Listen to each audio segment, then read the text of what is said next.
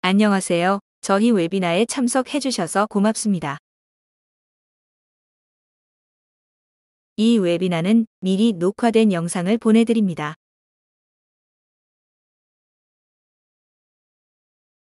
웨비나가 진행되는 도중에는 발표 내용을 다시 확인하기 위해 영상을 멈추거나 되돌려서 다시 시청하실 수 있습니다. 웨비나가 끝나면 간단한 설문이 있습니다. 답변해 주시면 감사하겠습니다.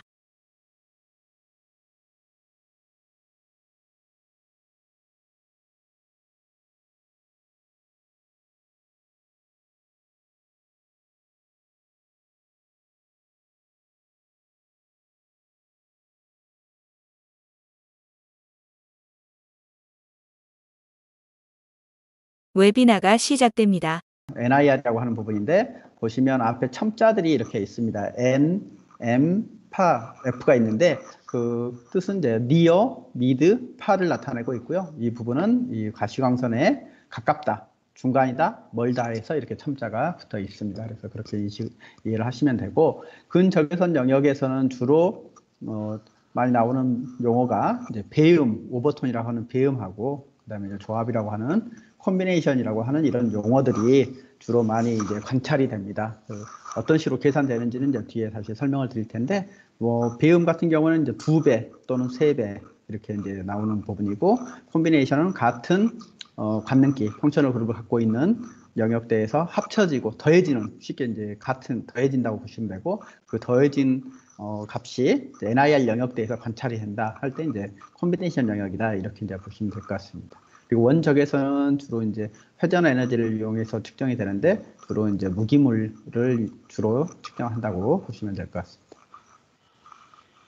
그래서 저희가 다루는 이제 IR 분광학은 뭐냐면, 기본적으로 저희가 무기물이 구성되어져 있는 분자들 또는 모리큘들 사이에서 그 펑셔널 그룹의 진동 에너지를 측정하는 게 IR의 가장 기본입니다. 그래서 이게 뭐 무조건 다 측정된다기보다 딱 어떤 펑셔널 그룹에 따라서 좋아하는 파장대가 딱 정해져 있습니다. 그래서 OH 그룹, 뭐 CC, 뭐 CO 뭐 이런 식으로 어떤 특정 결합이 있을 때 자기하고 딱 맞는 그런 때 파장이 왔을 때만 진동이 발생을 하게 됩니다. 그래서 그 진동 에너지를 이제 이용해서 측정을 하는데, 진동에 따라서 다양한 여러 형태의 조건 진동들이 존재를 하게 됩니다.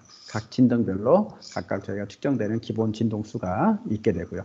그래서 이렇게 측정할 수 있는 곳과 없는 게 이제 구분이 될 텐데, 주로 측정할 수 있는 부분들은 우리가 극성인 물질들로 이루어진 쌍쌍 모멘트가 있는 무기물들, 그런 것들은 이제 IR에서 진동이 나타나고, 당연히 그러면 NIR에서 측정이 가능합니다. 그 대신에 이제 그런 걸 측정할 수 없는 것들이 있을 수 있는데, 그런 경우에는 흔히 비극성인 무극성, 비활성되는 시료들, 아르곤, 네온 뭐 이런 것들을, 그 다음에 O2, 그 다음에 N2, H2 이런 식으로 단원자 분자를 이루어진 이제 이런 기체류들, 이런 것들은 안 되고요. 그 다음에 순수 금속 같은 것들, 이런 것들은 이제 IR에 반응을 하지 않기 때문에 측정할 수가 없습니다. 그러다 보면 당연히 NIR에서 그런 것들은 안 될 테고요. 대신 무기물 형태로 되어 있는 것들은 이제 측정이 가능하고 그렇습니다. 그래서 그런 부분들에 의해서 저희가 이제 진도 에너지를 측정해 가지고 그거를 저희가 나타내는 건 이제 스펙트럼 형태로 나오게 됩니다. 그 스펙트럼을 가지고 우리가 원하는 이제 정량에 이용하기 위해서는 뒤에 나오겠지만, 이제 검량선이라고 하는 것도 이제 작성해야지만 우리가 정량에 이용을 할 수가 있게 됩니다. 그래서 IR에서는 가장 많이 우리가 흔히 유기물에 결합되어 있는 대부분의 이제 C와 탄소와 수소와 이런 것들로 결합되어 있기 때문에, 그런 것들은 당연히 이제 IR에서 강하게 저희가 얻어지게 되고, 그런 강하게 얻어진 것들을 이용해서 우리가 이제 얻게 됩니다. 그러면 NIR은 좀 더 이제 포괄돼서 보통 저희가 이제 700나노 있는 에서부터 2500나노, 보통 이 정도 영역대가 이제 순수하게 NIR에 해당되는 영역이 되고, 이 부분에서 나오는 다양한 이제 분자 구조 형태들을 가지고 측정하게 되면 그게 스펙트럼으로 얻어지게 됩니다. 그래서 얻어지는 스펙트럼을 이용해서 저희가 이제 어떤 거에 대해서 저희가 정량이라든지 정성이라든지 이런 것들을 이용을 하는 그런 분야라고 보시면 될 것 같습니다. 그래서 아까 저희가 말씀드린 것처럼 이제 가장 쉽게 물 같은 경우에 산소하고 수소로 이루어져 있는데 이런 스프링 형태처럼 이렇게 돼 있다고 했을 때 이런 정도의 이제 진동수 파장을 갖고 이제 있게 됩니다. 그런데 적외선을 조사해 주게 되면 다음부터 에너지가 왔을 때 얘가 그 에너지를 받고 이제 움직이게 되죠. 더 크게 진동을 하게 됩니다. 그럼 이 진동 에너지를 측정을 해서 우리가 원하는 결과 분석에 이용을 하게 됩니다. 근데 지금 이제 이런 흡수 대역들 이것들은 지금 많은 연구를 통해서 어떤 특정적으로 나와 있는 곳들이 대부분은 이제 정해져 있습니다. 그래서 어떤 특정 밴드 대역대에서 그게 관찰이 되기 때문에 이 위치에서 어떤 픽이 관찰되다 그러면 걔네들은 어떤 거다 이런 식으로 이제 어느 정도 구분이 되어 있습니다. 그래서 가장 많이 나오는 영역대가 첫 번째는 이쪽이 이제 2,500 나노미터고요. 이제 700이기 때문에 이렇게 보시면 되고 이쪽 콤비네이션 영역이라고 하는 곳이 있고 그 다음에 1차 오버톤, 2차 배음, 3차 배음 4차는 이제 그 다음이 4차일 텐데 한 번 더 4차가 된다 그러면 그때는 이제 가시광선 영역으로 완전히 넘어가 버리기 때문에 저희하고 이렇게 큰 관심의 대상이 아닙니다. 여기 아래 보시면 이제 물 같은 경우에 나올 수 있는 곳이 크게 이렇게 서너 군데에서 픽을 관찰할 수 있는 거고 그 밑에 알코올류 그 다음에 이제 NH 관련된 것들 이런 식으로 해서 쭉 이렇게 관찰되는 대역대들이 정해져 있습니다. 그래서 저희가 이제 이용하는 입장에서 봤을 때는 이런 OH 영역대에서는 수분을 분석할 수 있고 그다음에 NH와 관련된 부분은 이제 단백질이라고 하는 단위를 이제 측정할 수 있게 되고 그다음에 C가 많이 있는 곳에서는 저희가 이제 지방에 해당되는 것들을 측정하고 이런 식으로 해서 어떤 특정 영역을 가지고 저희가 이제 검량산을만 이용한 회귀 분석을 이용해서 저희가 이제 원하는 검량산을 만들고 어떤 정량에 이용을 하게 됩니다. 그래서 대표적인 몇 가지 이렇게 A의 스펙트럼이 나와 있는데요. 물 같은 경우에는 이런 식으로 스펙트럼이 얻을 수가 있습니다. 그 다음에 유부원 같은 경우에 단백질 위주의 시료, 그다음에 전분 시료 이런 식으로 해서 각각의 이제 특성 스펙트럼을 얻는 게 이제 기기를 이용해서 얻어지는 부분이고 그 다음에 나와 있는 이런 부분들은 이제 전처리를 적용했을 때입니다. 그래서 가장 많이 이제 검량산 만들 때 사용하는 전처리 방법이 미분이 있을 수가 있는데 미분에는 뭐 1차 미분, 2차 미분 이렇게 있겠지만 그 미분 처리를 하게 됩니다. 그래서 미분을 하게 되면 변화율이 있는 곳에서는 이렇게 피크가 튀는 부분들을 이렇게 관찰할 수 있고 어떤 변화율이 없는 데는 그냥 0에 나오는 걸 확인하실 수 있으세요. 그래서 이런 것들을 이용하게 되면 가장 많이 이제 검량설에서 베이스라인 보정의 효과가 있게 됩니다. 그래서 미분을 많이 이용하고 있습니다.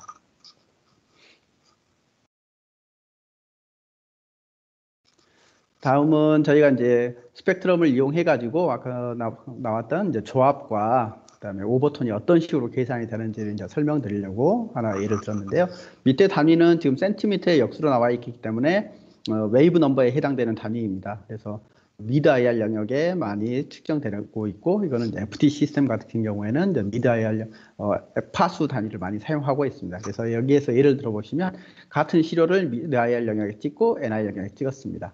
그래서 나오는 피크의 위치들이 CH 같은 경우에 이런 식으로 어떤 특정 피크 크게 관찰되는 것들을 이렇게 적어놓고 콤비네이션은 어떤 식으로 연결이 되는 거냐면 같은 CH 픽이라 그러면 두 개가 더해진다고 보시면 되세요. 그래서 2870하고 1450 두 개가 더해지면 4320이 나오고 이거를 1 나누기 4320 곱하기 10의 7승 이렇게 하게 되면 2314라고 하는 한 포인트를 얻을 수가 있습니다. 그 옆에 포인트는 마찬가지 옆에 있는 것들을 쭉 상관관계에 의해서 연결을 하게 되면 쭉 이렇게 라인으로 그려진다고 보시면 되고요.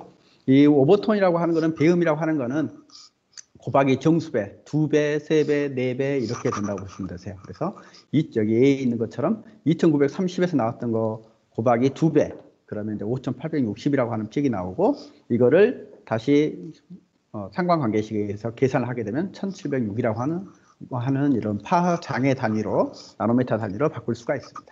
그 다음 콤비네이션 2차 오버톤 그 다음은 이제 3차, 4차 이렇게 넘어가게 되면 이제 우리의 관심 영역 밖으로 넘어가 버리기 때문에 거기에 이제 보통은 그래서 2차, 3차 오버톤 영역까지가 일반적으로 많이 사용하는 영역대라고 보시면 되세요. 주로 이제 픽은 이 1000나노미터에서 2500 나노미터까지가 가장 많이 특성 픽들이 나오는 곳이라고 보시면 큰 문제는 없으실 겁니다. 그리고 Y축은 주로 이제 옵서번스 형태의 단위를 사용하는 옵서번스 유니트에 해당되는 축이라고 보시면 되고요.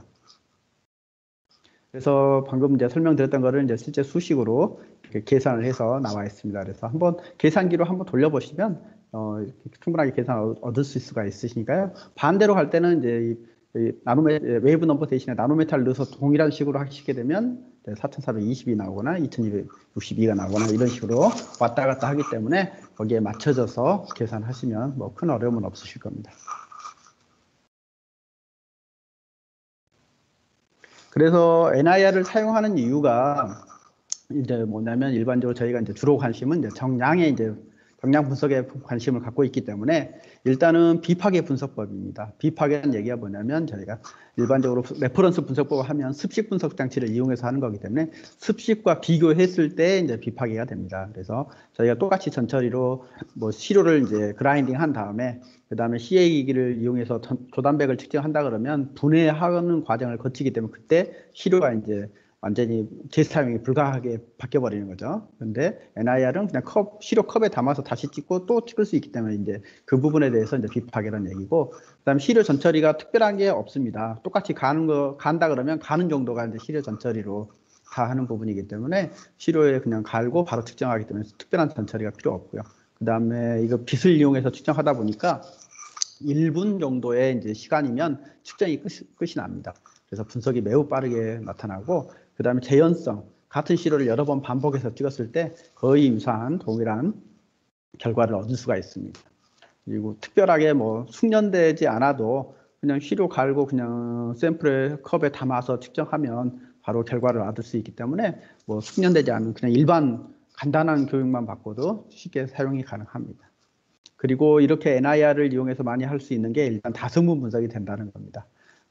흔히 알고 계신 것처럼 일반 성분 장비를 이용하게 되면 조단백 분석기기 하면 단백질 CP 하나만 이제 계산하게 되고, 조소미도 뭐 조소미 하나 또는 ADF, NDF 이런 식으로 딱 특정된 파라미터만 얻을 수 있고, 지방 하게 되면 조지방 하나 이렇게 할 수 있지만 NIR을 이용하게 되면 다양한 성분 5개, 7개, 때에 따라서는 뭐 10개 이렇게 되는 그 파라미터들을 측정할 수가 있게 되는데, 그 이유가 뭐냐면 이제 여기에 보시는 이제 계량 분석학, 저희가 캐모메트리라고 부르는데 검량선을 만드는 툴들이 이제 잘 나와 있게 됩니다. 그래서 회귀 분석을 이용한 검량선을 만들어서 이용하게 되면 다양한 성분을 동시에 측정할 수 있는, 그래서 지금 점점 많은 곳에서 NIR이 이용이 되고 있습니다.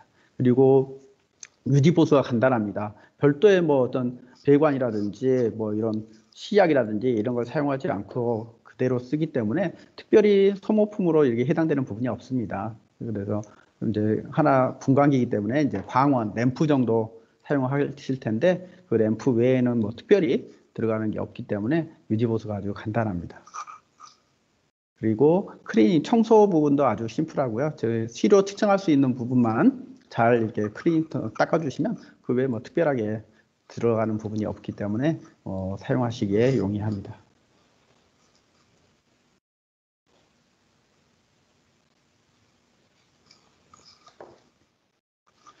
이렇게 이제 발달된 이유가 아까도 말씀드렸지만 이제 일단 PC의 발달이라고 보시면 되세요. 기존에는 저는 픽 아래에 보시면 이 픽들이 다 이렇게 중첩이 돼서 나타나게 됩니다. 다양하게 중첩이 되다 보니까 피크 어사인도 쉽지 않았고, 이게 어떻게 우리가 원하는 결과와 매칭이 될 수 있을까, 용이하지 않았었거든요. 그 초기에는 그래서 수분 정도 하는 거에 사용을 했었습니다.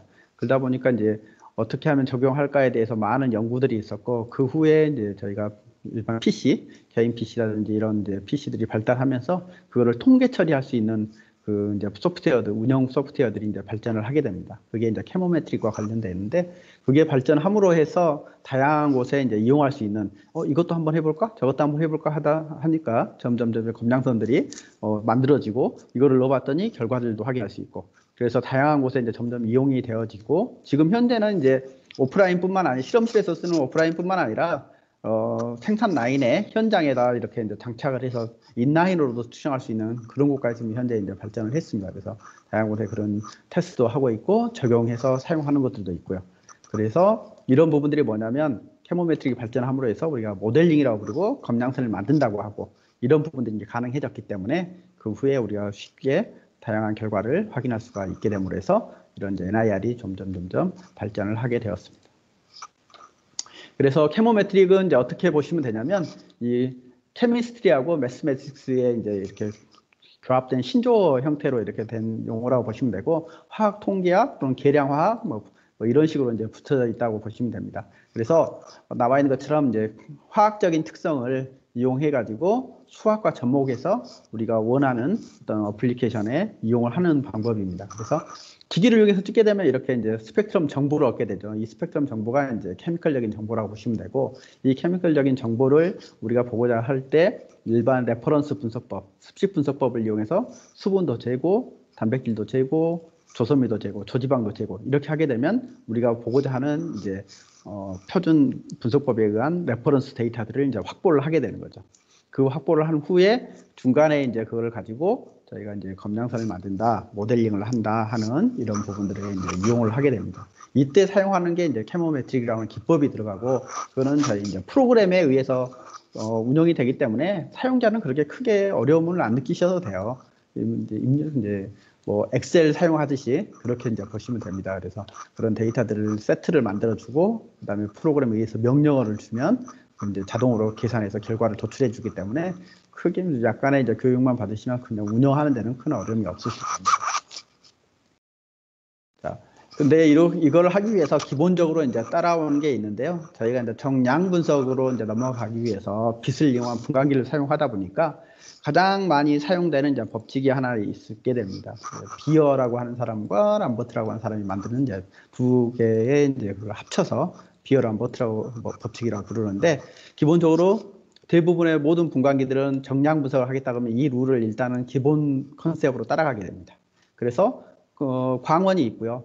그다음에 디텍터가 이쪽에 있게 됩니다. 그래서 빛이 100%가 나가면 쭉 들어가서 어떤 시료 분업을 지나가고 투과에 의해서 이제 최종적으로 검출이 되게 되죠. 그래서 100% 투과면 초기 나온 광량이 그대로 이제 들어간다는 얘기고 50%다 그러면 절반 정도는 흡수가 일어나고 그 다음에 이제 빛이 검출되고 이렇게 이제 이루어지게 되는데 저희가 투과로 보는 것보다는 이제 흡수 형태로 이제 관심을 갖습니다. 투과는 빛의 관점에서 이제 소스의 관점, 램프의 관점인 거고 옵서번스로 바꾸게 되면 이 시료의 관점으로 바뀌게 됩니다. 시료가 얼만큼 흡수를 했느냐 이런 형태로 바뀌게 되는데 그럴 가장 큰 이유는 뭐냐면 흡수로 바뀌게 될 때는 그 안에 들어있는 어떤 특정 성분의 농도와 관계식을 갖게 됩니다. 그래서 농도가 높으면 높을수록 함량이 많으면 많을수록 동일한 현상에서 더 빛을 많이 흡수하게 되는 흡수도가 높아지게 되는 현상이 일어나게 됩니다. 그래서 기본적으로는 옵서번스는 우리가 많이 알게 되는 이 투과도와 상관관계를 갖고 있고 이것은 농도와 관련돼 있어서 가장 기본적으로는 이 A는 ABC라고 하는 이 식을 가장 많이 기본으로 하고 있습니다. 그래서 흡수도는 그 안에 들어있는 이 농도하고 B는 이 광경도나 부릅니다. 근데 광경도는 특정한 일정한 패스랭스를 갖는 셀로 딱 결정이 돼버리면 쉽게 UV 생각하시면 쿼츠 셀 뭐 1cm짜리 10mm짜리로 딱 된다 그러면 그게 패스랭스가 딱 고정이 되죠. 그래서 거기는 상수 처리가 가능합니다. 그래서 A, B는 이제 상수 처리해서 K로 나타날 수 있고 요 값만 알게 된다 그러면 저희가 이제 모르는 어떤 특정 성분의 옵서번스를 알았을 때 역으로 계산해서 C 값을 계산할 수 있는. 그래서 이 부분이 저희가 이제 회귀 분석과 관련이 있습니다. 그래서 회귀 분석을 한다는 얘기는 우리가 알고 있는 시료의 농도를 알고 있는 농도 값을 갖고 있는 표준 시료, 예를 들어서 뭐 5개다. 이걸 이용해서 선을 그리게 되면 어떤 이제 회귀 분석식 Y는 AX 플러스 B라고 하는 걸 이제 얻을 수가 있고 그 반대로 해서 모르는 미지 시료의 A 값을 알게 되면 역으로 해서 C 값을 알아내는 이걸 이제 회귀 분석을 구해낼 수가 있게 됩니다. 그래서 예를 들자면 저희가 이제 100%가 들어갔을 때 10% 추가했을 때 얘가 100분의 10이기 때문에 0.1이고요. 옵서번스로 나타나게 되면 이제 1이 되게 됩니다. 이건 이제 10의 마이너스 2승이니까 들어오게 되면 2가 되고요. 네. 그래서 상관관계는 옵서번스는 마이너스 록을 취해져서 밑에 이제 100분의 이제 얼마 이렇게 되면 역수로 취해지면 t로 나타낼 수 있고 하게 되면 마이너스가 없어지면서 다음과 같이 나오게 될 수 있습니다. 그래서 반사일 때는 당연히 이제 r로 보시면 밑에가 이제 반사도로 보시면 되고요.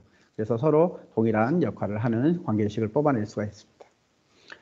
그래서 저희 사용하다 보면 이제 특정 방식, 시료를 놓는 방식에 따라서 크게 투과와 반사가 있을 수가 있는데 투과는 시료의 광원에서부터 바로 투과해서 지나가서 디텍터에 바로 검출되는 이런 형식의 시료를 측정하는 방식을 투과라고 합니다. 그래서 주로 많이 이용하는 거는 액상 시료들이 저런 형태가 많이 이루어지는데 저희 제품 같은 경우에는 이제 인프라텍이라고 하는 제품이 저런 이제 투과 방식을 이용해서 측정을 하고 있고요. 그 대부분의 저희가 사용하고 계시는 뭐 NIR 5000, 6500, 또 그다음에 DA 2500, 2500F, 이제 DA 1650 이런 시스템들은 다 반사를 이용해서 측정하는 시스템입니다. 그래서 반사 방식을 이용한 거고요. 그래서 빛이 나오면 시료에 맞고 반사돼서 나가는 이 빛을 포집해서 측정을 하는 겁니다. 반사의 이제 리플렉션이라고 하면 여러 가지가 있는데 NI에서 주로 사용하는 반사 방식은 이제 확산 반사라고 해서 디퓨즈 리플렉턴스를 이용하는 반사 방법의 기법입니다. 그래서 안으로 들어간 이제 이 시료가 이제 다져져 있을 때 공극들이 있을 텐데 틈새들이 있는데 그 틈새들로 들어가서 빛이 맞고 되돌아오는 반사돼서 나오는 그런 빛을 포집해서 우리가 결과를 확인하는 그런 시스템이라고 보시면 되세요. 그리고 용어로 보면 이제 NIR로 적어져 있는데 이게 간혹 이제 헷갈려 하시는 분들이 있을 수 있어요. 그냥 근적외선 여기까지만 봤어도 NIR이라고 부를 수가 있고요. 그 다음에 이제 뒤에 어떤 투과냐 반사냐 붙여서 NIR 이렇게 붙여서 두 가지를 이렇게 같이 혼용해서 쓸 수가 있는데 보통은 이제 반사 형태를 이용해서 사용한다 이렇게 이제 생각하시면 큰 문제는 없으실 것 같습니다.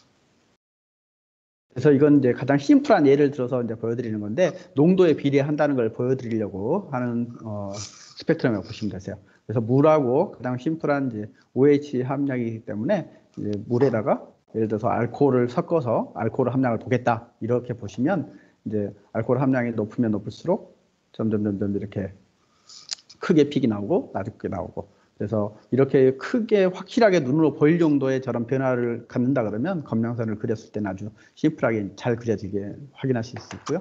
이런 식으로 C는 B0 플러스 B0 1의 X1 이렇게 했는데 Y는 AX 플러스 B라고 하시면 됩니다. 그래서 이 부분이 슬로프, 인터셉트 이렇게 이제 계산될 수 있는 형태고요. 그래서 여기에서 이 값과 이 값을 찾아주는 게 검량선을 만드는 겁니다. 아래 보시는 것처럼. 그래서 이런 걸 값을 찾기 위해서 저희가 검량선을 만든다고 보시면 될 것 같아요. 그래서 저희가 검량선을 만들 때 사용하면 이제 회귀 분석이라고 하는 게 이제 나오게 되는데 이 회귀 분석이 이제 크게 저희가 가장 많이 심플하게 사용하는 게 Y는 AX 플러스 B라고 했는데 이게 이제 최소 자승법, 엑셀에서 추세선 같은 그런 형태로 그려줄 수가 있습니다. 그거는 여기까지라고 보시면 되세요.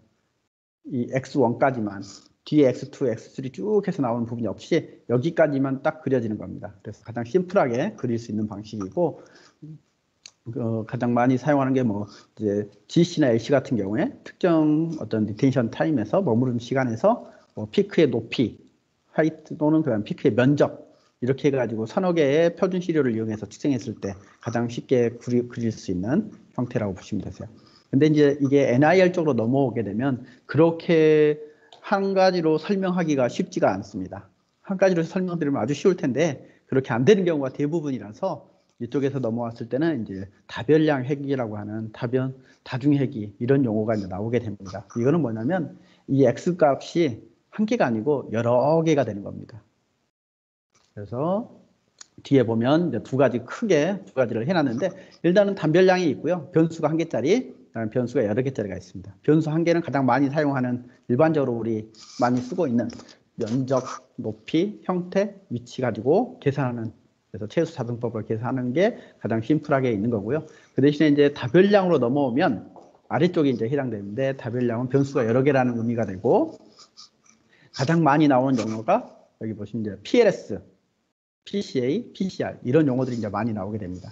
근데 PLS가 가장 많이 사용하는데 뭐냐면 부분 최소 자승법의 약자고요.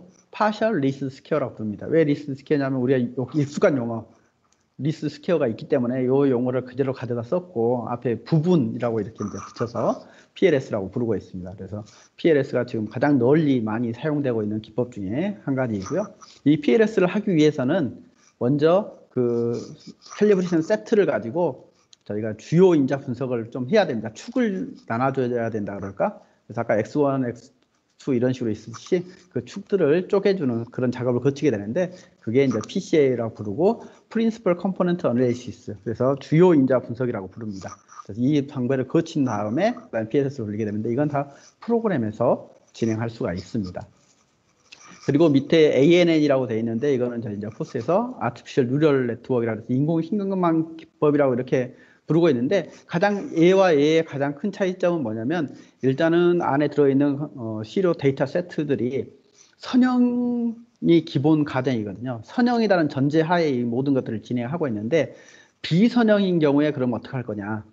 그때 이제 이용한 게 이제 ANN을 보시면 되세요. 그래서 보통은 이런 식으로 선형이 되어 있는데 이제 시료가 이렇게 데이터 세트가 되어 있다. 그러면 특정 구간으로 쪼개면 각각 구간에 대해서는 선형인데 전체로 놓고 보면 비선형일 수가 있거든요. 그래서 이런 형태의 이제 데이터 세트에서 검량선을 그린다 할 때 이제 ANN을 이용하면 훨씬 좀 더 잘 맞는 결과를 가져올 수가 있습니다. 그 대신에 ANN을 이용하기 위해서는 데이터 수가 많이 있어야 됩니다. 보통 한 본사에서는 한 1000개 이상 정도 되는 데이터 세트를 이야기를 하고 있습니다. 그 외에는 대부분 다 이제 PLS를 이용해서 하시면 되고요. 그리고 이러한 검량선을 만드는 회귀 분석을 만드는 툴들은 다 가지고 있기 때문에 그 툴을 이용해서 계산을 하게 되면 쉽게 결과를 확인하실 수가 있습니다. 저희가 지금 NIR 기기가 여러 가지 좀 세대를 거치면서 조금 많이 바뀌었는데요. 지금 현재 가장 많이 사용하고 있는 쪽이 그래도 초기에 계속 넓게 동안 썼던 이제 NIR 시스템 2라고 하는 시리즈, 그다음에 그 다음 단계가 XDS라고 하는 단계였고요.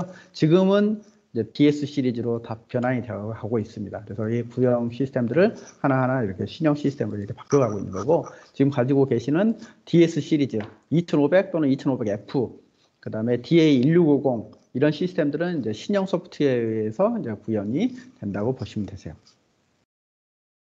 그리고 저희가 이제 검량선을 만들 때 절차라기보다 어떤 식의 이제 형태가 이루어지냐면 일단 시료가 준비가 되면 기본적으로는 크게 이제 두 개로 이제 시료를 쪼갭니다. 그래서 하나는 NIR 기기를 이용해서 NIR 스펙트럼을 이렇게 얻고요. 그 다음에 나머지 시료는 일반 습식 분석, 표준 시료를 이제 데이터를 얻기 위해서 데이터 세트를 이제 보내가지고 각각 뭐 습식 분석 진행, 수분, 지방, 단백질 뭐 이런 식으로 해서 그다음에 조섬유, 조해분 이런 식으로 해서 이제 습식 분석이 이루어지게 되고 이 각각 이루어지는 습식 분석 데이터와 여기 나와 있는 시료와 1대1로 매칭을 시켜줍니다. 저희가 이제 랩 데이터를 입력한다고 하죠. 신형에서도 레퍼런스 데이터를 입력한다. 그렇게 해서 저희가 이제 데이터 세트를 빼냅니다. 보통은 이제 캘 파일 형태로 이제 빠지게 되는 거죠. 그게 로우 스펙트럼이 들어있고 랩 데이터가 같이 함께 공존하는 파일입니다. 그 파일을 얻은 다음에 저희가 이제 검량선 만드는 툴을 이용해서 얘를 넣고 어떤 조건들을 설정한 후에 이제 시작 계산 버튼을 눌러주게 되면 쭉 내부적으로 크로스 밸리데이션 교차 검증이 이루어지면서 저희가 이제 원하는 파일이 생성이 되는데 보통 이제 EQA라고 하는 확장자를 갖는 파일이 생성이 됩니다. 그렇게 되면 그게 만들어지면 이제 끝이 난 거죠. 그 다음에는 이제 미지 시료를 측정을 하게 되면 그 계산식에 의해서 계산되고 결과가 얼마다 이런 식으로 알고자 하는 값이 나오게 됩니다. 그래서 분석 가능한 항목들은 일단은 시료와 시료의 습식 데이터가 있으면 어떤 것들인지 해볼 수가 있습니다. 그래서 가장 지금 이제 사료에서 많이 하는 건 5개, 일반 성분 5개, 그 다음에 칼슘이 넣어서 7개, 거기에 또 몇 가지 이제 아미노산 데이터들, 이렇게 해서 이제 많이 이용을 하고 있고, 그 외에 이제 데이터들이 더 있다 그러면, 뭐 염도라든지, 뭐 또 pH라든지, 요오드가라든지, 뭐 알코올가라든지, 과산화물가, 이런 다양한 곳에 저희가 더 테스트를 진행해 볼 수가 있습니다. 지금 여기까지 이제 간단하게 이제 원리 부분을 설명을 드렸는데 혹시 질문이 있으신가요?